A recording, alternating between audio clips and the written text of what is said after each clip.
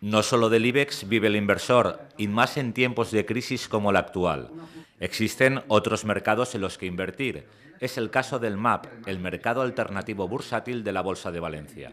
Un mercado en el que figuran 18 pymes en expansión de sectores que tradicionalmente no están en la bolsa española. Yo siempre digo que hay otra bolsa más allá de la que normalmente se cuenta en el telediario, y desde luego fuera del índice hay bolsa. Por ejemplo, podemos citar un caso: frente al Standard & Poor's 500 existe otro índice en Estados Unidos que es el Russell 2000, integrado por pymes. El MAP ha inaugurado un seminario de conferencias organizado por la Cátedra de Finanzas Internacionales Banco de Santander de la Universidad de Valencia.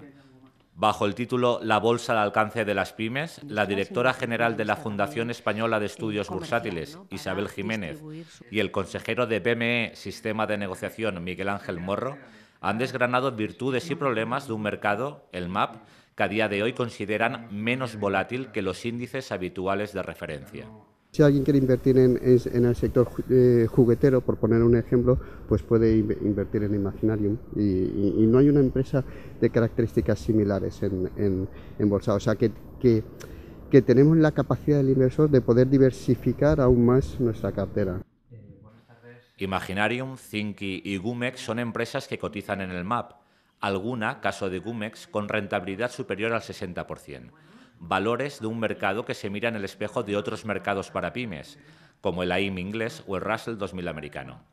Hay luz para las pymes que están en el mercado alternativo bursátil. Algunas de ellas han hecho ampliaciones de capital e incluso varias han repartido dividendos, e incluso podemos hablar en algunos casos de un payout del 20%.